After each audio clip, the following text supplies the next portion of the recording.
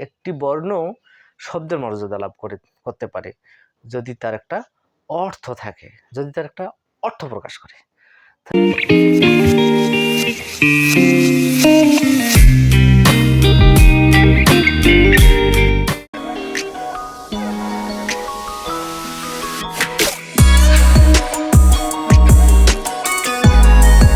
শিক্ষার্থীবৃন্দ, আসসালামু আলাইকুম।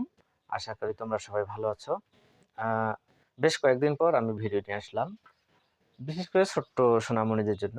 আজকে যে বিষয়টি নিয়ে কথা হলো সেটা হলো ওয়ার্ড। ওয়ার্ড শব্দের অর্থ কি? ওয়ার্ড শব্দের অর্থই শব্দ, ঠিক আছে? তাহলে আমরা জানবো ওয়ার্ড কাকে বলে। যেমন আমরা বিভিন্ন শব্দ উচ্চারণ করি। এ মানে কি? এ বা আ মানে একটি।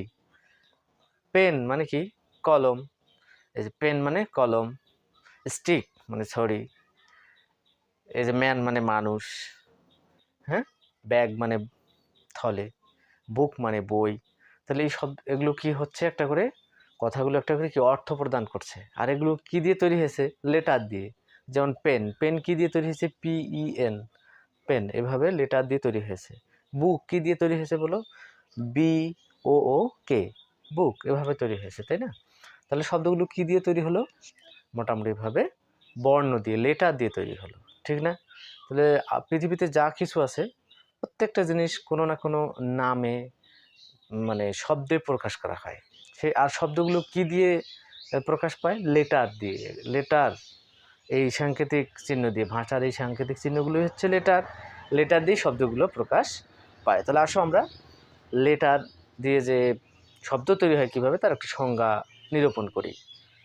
বোর্ডে দেখতে পাচ্ছ, এক বা একাধিক বর্ণ বা লেটার পাশাপাশি বসে একটি অর্থ প্রকাশ করলে তাকে ওয়ার্ড বা শব্দ বলে।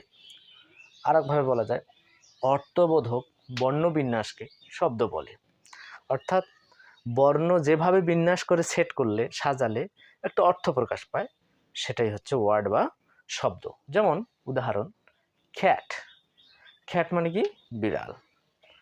ফেন, ফেন মানে কলম। রাইট, রাইট মানে লেখা। আমি এই শব্দগুলোকে দেখো আরেকভাবে যদি সাজাই, TK সি, তাহলে কিন্তু এর কোনো অর্থ আসতেছে না। TAC, ঠ্যাক, এরকম কোনো শব্দ আসলে নেই। নেপ, NEP, এভাবে উল্টাপাল্টা করে সাজাইলাম, কিন্তু এগুলোর কোনো অর্থ হচ্ছে না। এইভাবে কোনো ওয়ার্ড সাজানো হয় না বা সাজানো নেই। তাহলে এই বিন্যাসে কোনো অর্থ আসছে না। এইভাবে বর্ণবিন্যাস করলে পরে এই ধরনের বর্ণবিন্যাসে বিড়াল, কলম, লেখা এই শব্দগুলো পাওয়া যায়। তাহলে সঠিক বর্ণবিন্যাস করতে হবে, অর্থাৎ সঠিকভাবে বর্ণগুলোকে লেটার পাশাপাশি বর্ণ। আবার একটা বর্ণও কখনো কখনো কি হতে পারে? শব্দ হতে পারে। যেমন অনেক সময় কি প্রকাশ করে? আর্টিকেল মানে এও বলা হয় আও, একটি। তাহলে একটি বর্ণ অনেক সময়, যেমন আই মানে কি?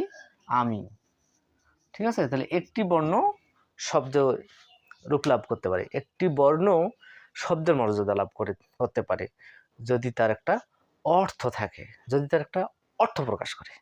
তাহলে একটি বর্ণ শব্দ হতে পারে, আর একাধিক বর্ণ মিলেও পাশাপাশি বসিয়ে, সাজিয়ে বা বিন্যাস করে যে অর্থ, উচ্চারণ, ফনেটিক্স, সিলেবল, তারপরে সাফিক্স, প্রিফিক্স, সামনে পিছনে যোগ বিয়োগ করে বিভিন্ন পার্ট অফ স্পিচ গঠন করা, নাউন, প্রোনাউন, ভার্ব, অ্যাডভার্ব, এগুলো কিন্তু শব্দের বিষয়। আর এই শব্দ সম্পর্কে যত উৎপত্তি ব্যুৎপত্তি এগুলো নিয়ে আলোচনা করা হয়, বা ইটিমোলজির অংশ। গ্রামারের আমরা জানি 5টা সেকশন রয়েছে, শাখা রয়েছে, তার মধ্যে একটি ইটিমোলজি। আর এই ওয়ার্ড ইটিমোলজির অংশ। ওয়ার্ডের মধ্যে, ইটিমোলজির মধ্যে যেমন সাফিক্স, প্রিফিক্স, উচ্চারণ ভঙ্গি, স্পেলিং, সিলেবল, হ্যাঁ, এগুলো সবই ইটিমোলজির অংশ। আর এই জিনিসগুলোতে আমাদের দখল আনতে হবে, তাহলে আমাদের ওয়ার্ড আয়ত্ত হয়ে যাবে। আমরা যখন ছোট রয়েছি, আমরা যখন ইংলিশ ফর টুডে পড়ি, তখন লেবল ভাগ করে করে উচ্চারণ করা শিখতে হবে, অর্থ, স্পেলিং, এই সব দিকে গুরুত্ব দিতে হবে। তাহলে এই অর্থ ভাণ্ডার, যেটাকে আমরা বলি ভোকাবুলারি, সেটা আমাদের সমৃদ্ধ হবে। আশা করি ওয়ার্ড সম্পর্কে এই সংক্ষিপ্তকতা তোমরা বুঝতে পেরেছো। ঠিক আছে, সবাইকে ধন্যবাদ। আমার চ্যানেলটিকে ভালো লাগলে সবাই লাইক কমেন্ট শেয়ার করবে।